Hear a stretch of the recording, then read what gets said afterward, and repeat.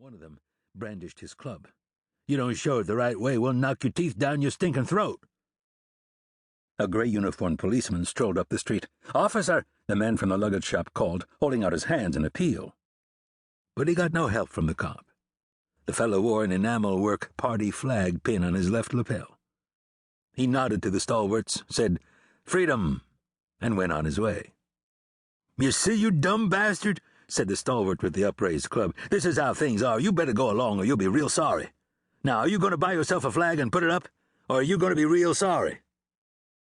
Clarence Potter trotted across Montague Street, dodging past a couple of Fords from the United States and a Confederate-built Birmingham.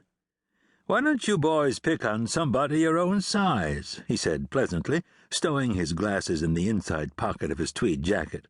He'd had a couple of pairs broken in brawls before the election. He didn't want to lose another. The stalwarts stared as if he'd flown down from Mars.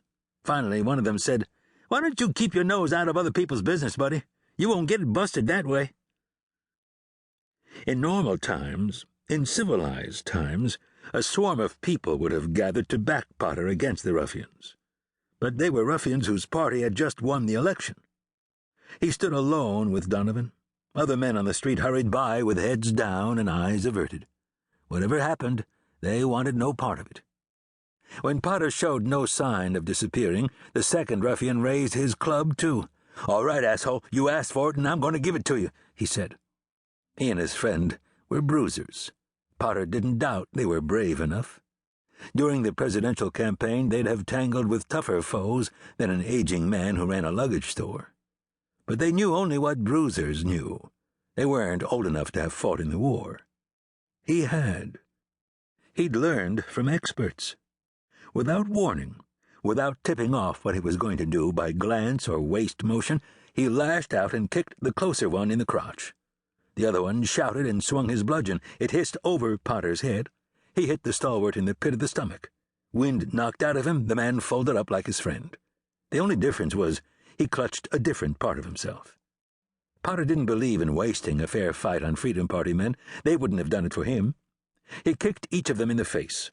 One still had a little fight left and tried to grab his leg. He stomped on the fellow's hand. Finger bones crunched under his sole. The stalwart howled like a wolf. Potter kicked him in the face again, for good measure. Then he picked up his fedora, which had fallen off in the fight, and put it back on his head. He took his spectacles out of the inside pocket. The world regained sharp edges when he set them on his nose again.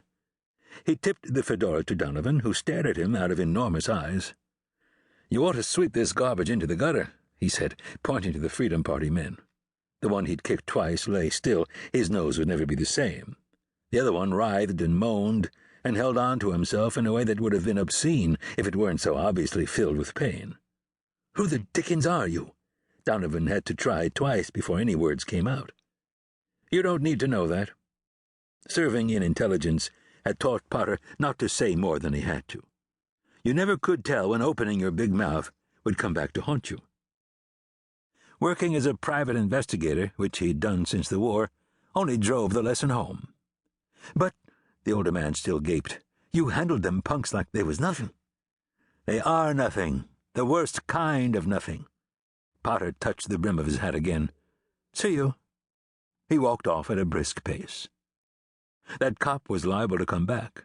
Even if he didn't, more stalwarts might come along. A lot of them carried pistols.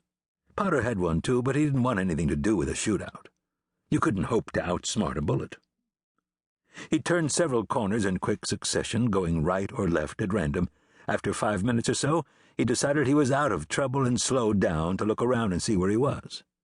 Going a few blocks had taken him several rungs down the social ladder. This was a neighborhood of saloons and second-hand shops, of grocery stores with torn screen doors and blocks of flats that had been nice places back around the turn of the century. It was also a neighborhood where Freedom Party flags flew without urging or coercion from anybody. This was the sort of neighborhood stalwarts came from. The party offered them an escape from the despair and uselessness that might otherwise eat their lives. It was, in Clarence Potter's considered opinion, a neighborhood full of damn fools. He left in a hurry, making his way east toward the harbor. He was supposed to meet a police detective.